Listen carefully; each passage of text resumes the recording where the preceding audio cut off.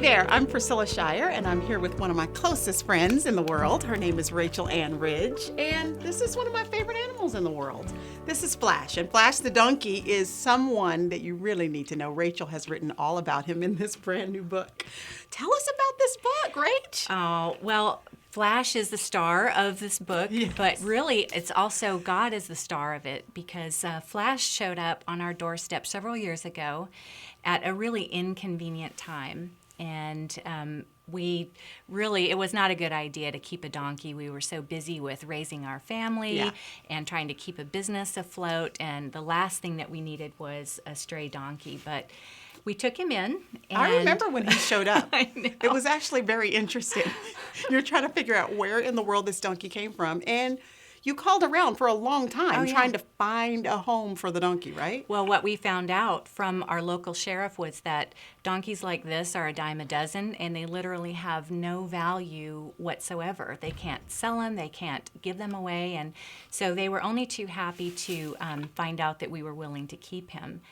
And so Flash became part of our family, and we fell in love with him, and we put him out in the pasture, and lo and behold, he ended up being the catalyst for so much growth and so many life lessons. Yeah. He's had so many crazy adventures, and I gotta say, he's not only become a part of their family, but because we're neighbors, he became a part of our family too. But here's the thing, we get the benefit of having Flash in our lives without all the work. Rachel and Works Tom and out. her family have had all the work. Sometimes when they travel, we get to come over and help just a little bit taking care of Flash. But my 3 boys think that Flash is their dog. You know, they think he's their pet. And he's a little nibbly right now. And he wants a wants a snack. carrot. He wants a snack. It's all you know. right. But he's just follows you around like a sweet little puppy, and he kind of nuzzles you and just hangs on to you. And he's just, my boys love coming over here because he gets so excited every time they show up at the fence. So he really is like a part of all of our lives, and we can't wait for you to get to know him better. So tell me, what would be a lesson that a stray donkey, homeless donkey, could teach you about life and Just faith? one. Oh, man, I know there's so many. Oh, wow. Well, first of all, just the fact that he needed a home and coming in and just being at a place where nobody cared for him and nobody loved him, and he needed just someone to look out for his needs. Just right from the get-go was a great lesson to me of just how God takes us in, makes us part of his family, and looks after every single need of ours. He makes sure that we are sustained and fed, and all of our needs are taken care of. And so, just right there was just one of the neat things that God did. Well, you know what I learned watching you and Tom take on that responsibility? One of the things that I learned from Flash showing up was that sometimes interruptions come into our life, and we can either count it as a frustration and something that's irritating and not adjust our lives to suit it, or we can take on the responsibility of that new life adjustment. And because you guys were willing to treat Flash in a way you were just describing as someone who was, or something, some animal, Right. really someone. It feels like a Right. little sweet, precious new person in our lives. But you guys were willing to take on that responsibility. And as a result of that, you've been blessed because you're willing to adjust your life to this interruption. Right. And isn't that the case that sometimes there can be a new baby that is a surprise yes. in somebody's Yep. life, or a job change, or a location change in where you live, and it feels so frustrating and aggravating. But when we embrace it, we're the ones that get the blessing from that, right? Absolutely, and Flash has just been such a great picture of that. Just those interruptions that come into our lives. What do we do with them? Yeah. One of my favorite things that you talk about, Priscilla, is how God speaks to us in the everyday rhythms of our life. Can you just mention the everyday rhythms that you see God moving in your life? Yeah, well, I mean, it's almost like, when is God not speaking to you? Because he is, just involved and engaged and desires to be involved and engaged in everything that we're doing. So we're not supposed to compartmentalize God just to the Sunday morning experience at church or our quiet time or our Bible study. That is really just supposed to be a time where it's almost like a catalyst into the rest of the week.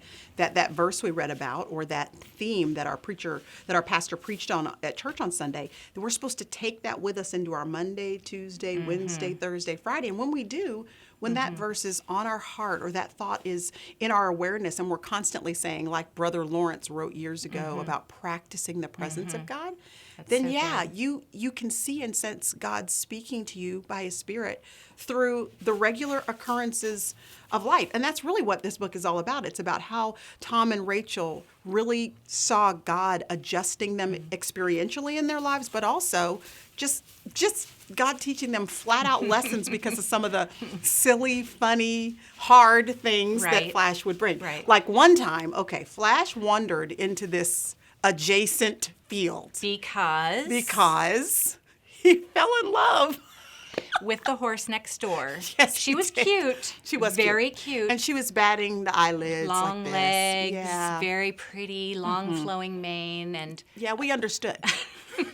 But the problem was Flash didn't want to come back home.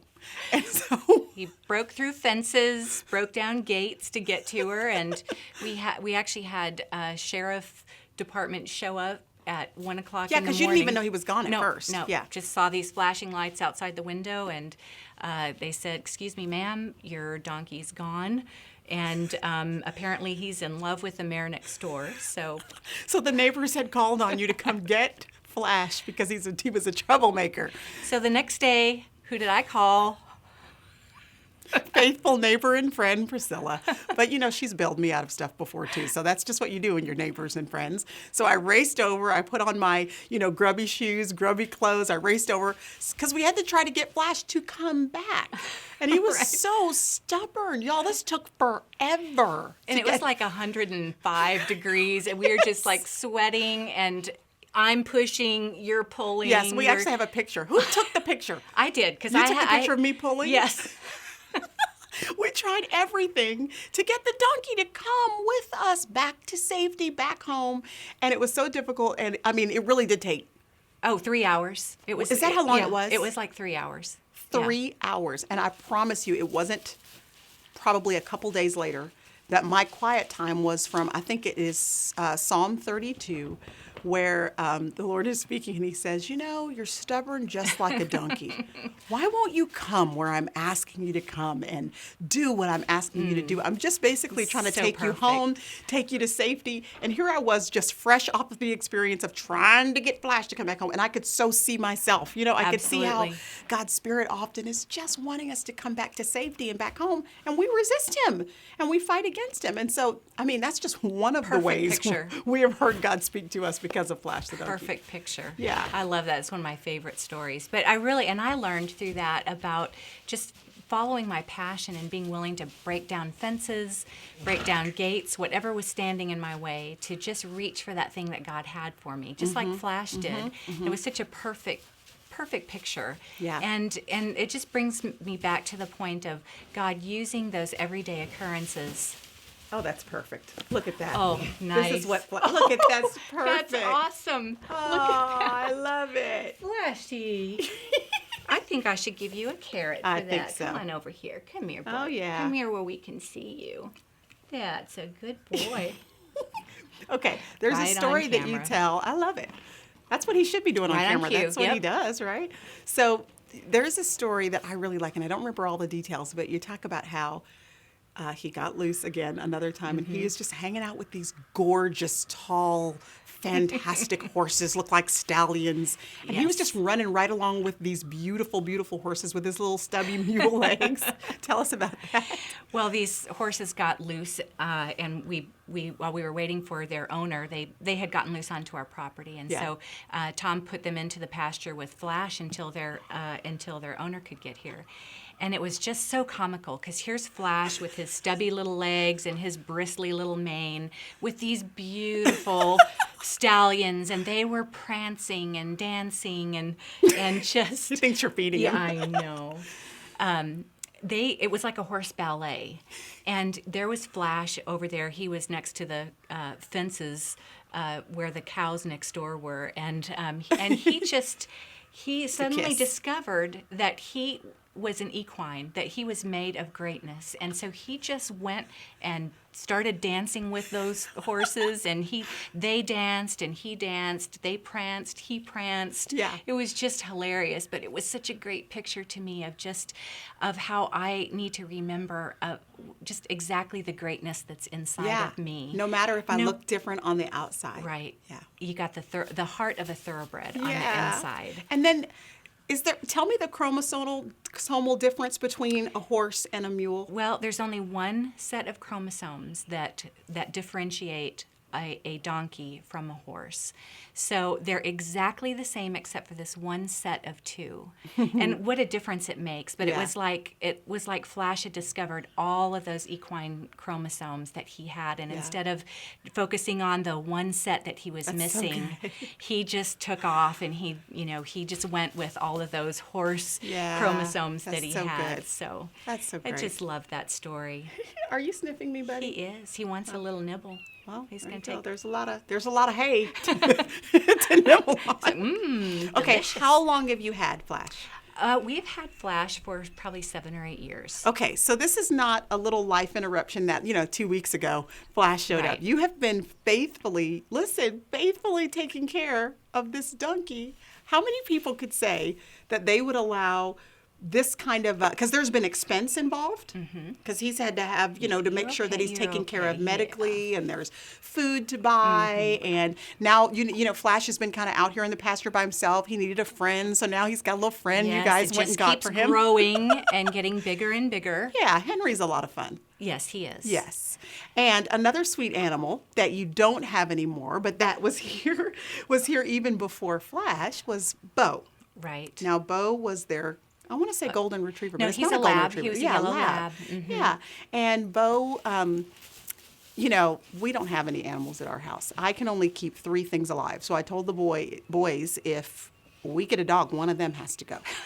And so we're still working on that. So this works out really well. It works out really well because they not only think Flash is theirs, but when Bo was still alive, they thought that Bo was their dog. And we would walk over to Aunt Rachel's house, and they would throw sticks in the pond. You remember that? Yeah, it was And we have awesome. He pictures of loved it. Bo just following them to the pond and going out to get those sticks. But when Flash showed up, Bo was not too happy. No, not happy. Well, actually, Bo was very happy. It was Flash that was not so happy. Okay, it's Flash that wasn't happy. So he did not get along. They did not see eye to eye. They drew their lines right from the first day, and Flash was fine if Bo stayed on that side of the fence. Yeah.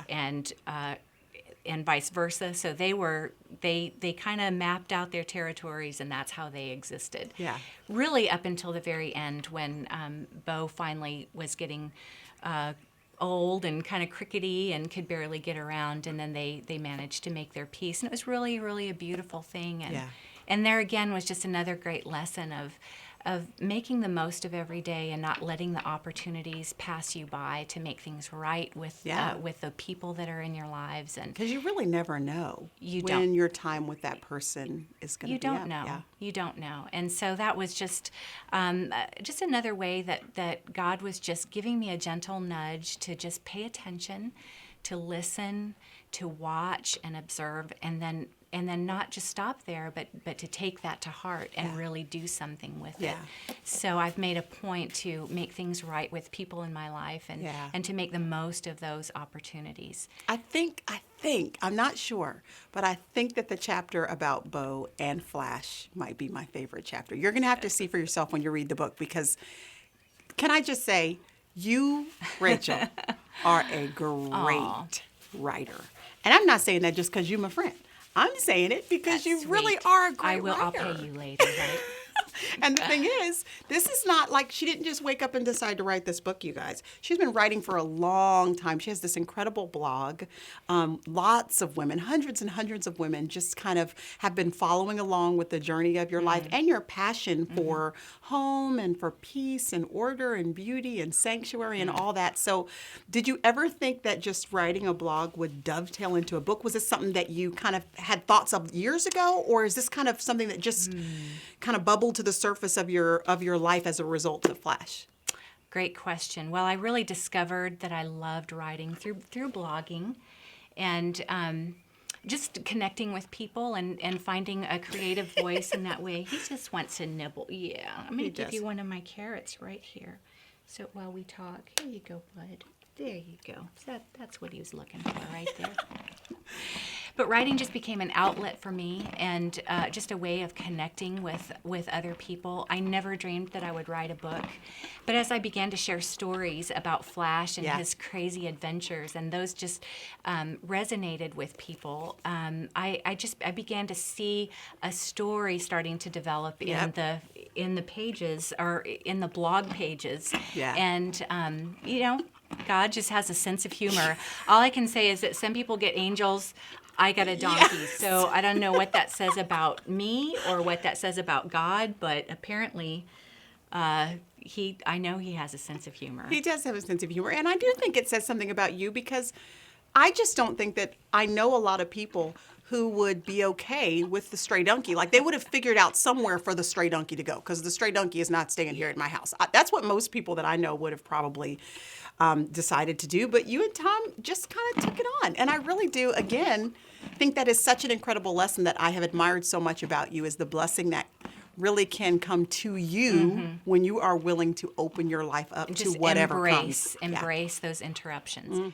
So it's not like you were a donkey expert when Flash showed up. Oh, no. So how did you sort of figure out how to take care of a donkey? Googling a lot of keywords, donkey care, doing research and talking to people, and just finding out the usual way. And one of the things that was a sideline or a sidelight of doing research on how to take care of a donkey was just discovering how important donkeys are to really most of the people around the world. Wow. For us, Flash is he's a cute pet. He's yard art. He's yard art, yes. And which is exactly, I must say, why Tom agreed to let him stay. We said, he'll be great yard art. Yes. A good conversation piece. But for millions of people around the world, donkeys are so much more than that. They really, they're the difference between being able to provide for families by they do the work of hauling water, plowing fields, bringing goods to market.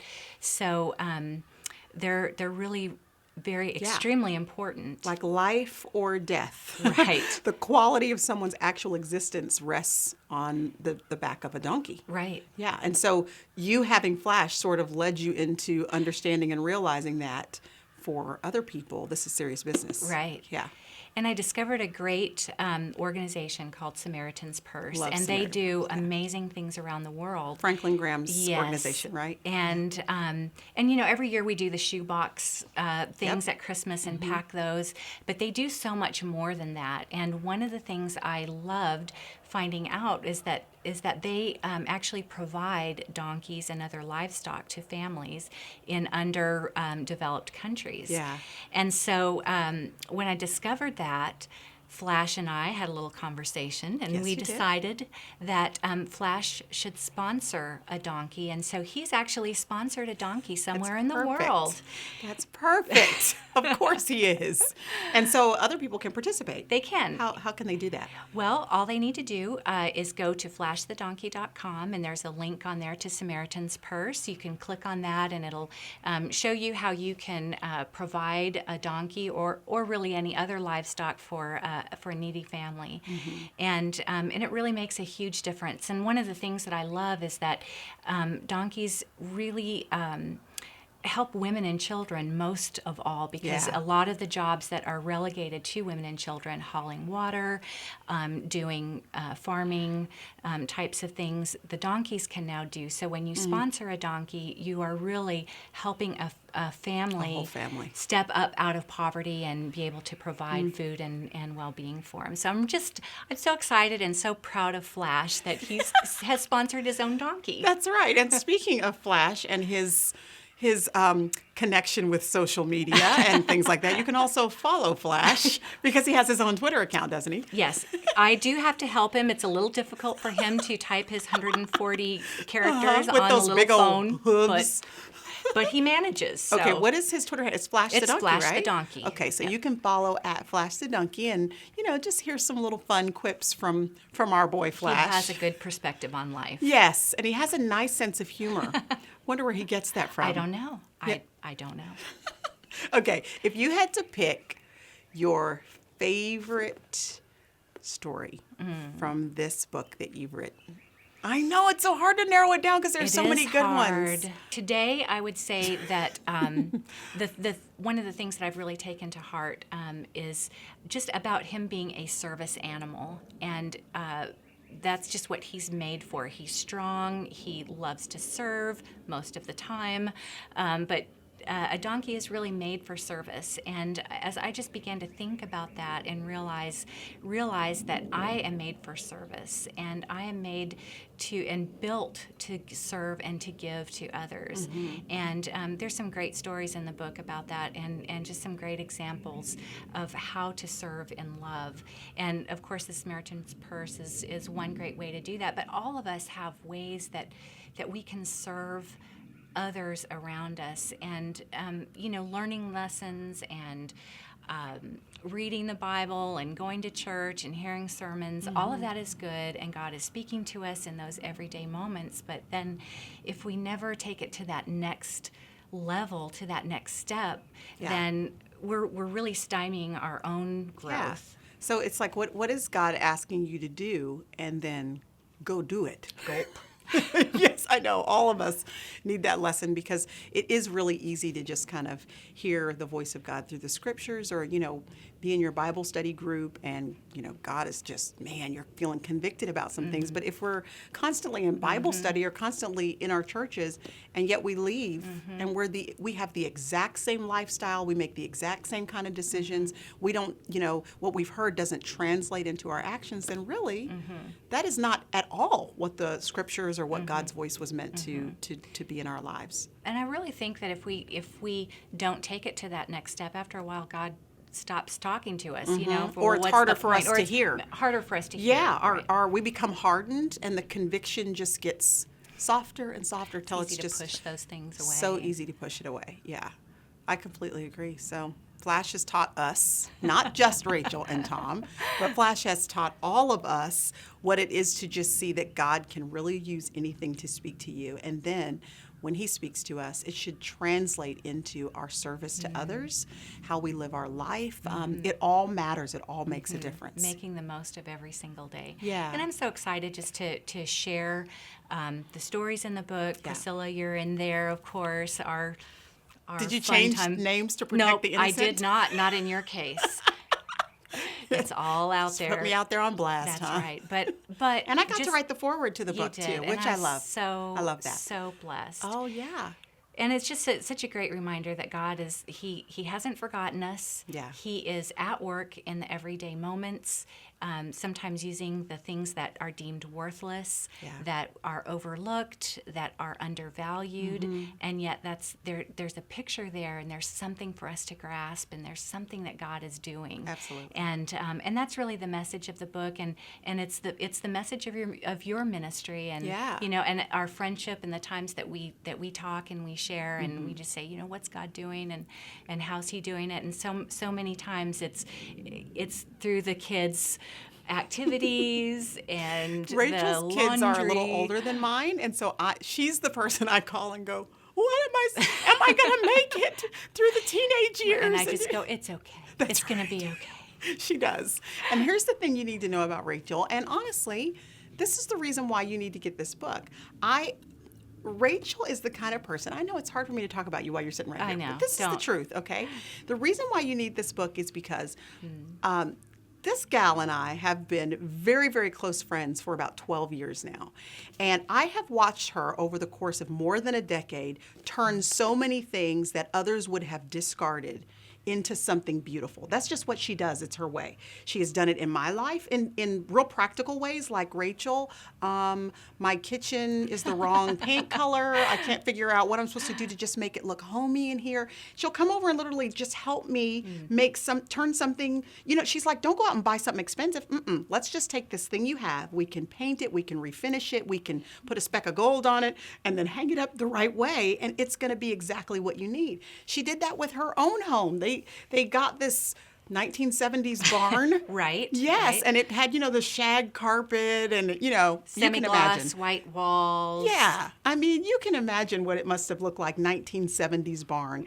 And she has made it the most lovely, homey, cozy farmhouses that you have ever been in. It's one of my favorite places to be. I think a couple of my Bible studies I've actually written at her kitchen table because I've come over and have just loved the environment that she has created there. And I say all that to say that is exactly what she has done with this book. She has this little donkey that she has turned into this beautiful story about life and love and relationships and our relationship with God, more importantly. And so that's the reason why you need to get your hands on this book. good. It's true. Did you Aw, ever thank think in a you. million years you would be a Never. published author about a donkey? No, absolutely not. It was not on my bucket list. Let's put it that way. But God has a sense of humor, Yeah, and he I does. love it. And just the way that he brought us together as friends, and know. you look back at every step along the way, and you just go, "Wow, God, that's amazing." And Only God can and do just that. stand in awe of how He works. Yeah. It's it's amazing. It's wonderful.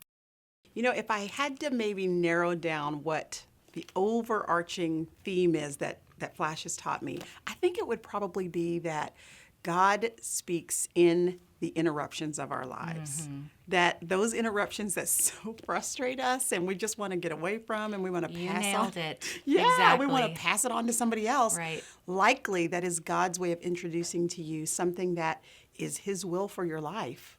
And the question is whether or not we're going to readjust our will Right. to accommodate what is come Right. into our circumstances. And the funny thing is that when Flash showed up, I had been praying for some kind of miracle or some kind of answer that would solve my my personal struggles, our business struggles, our family. So many things were going on, and I was almost too overwhelmed to even cry out to God for anything.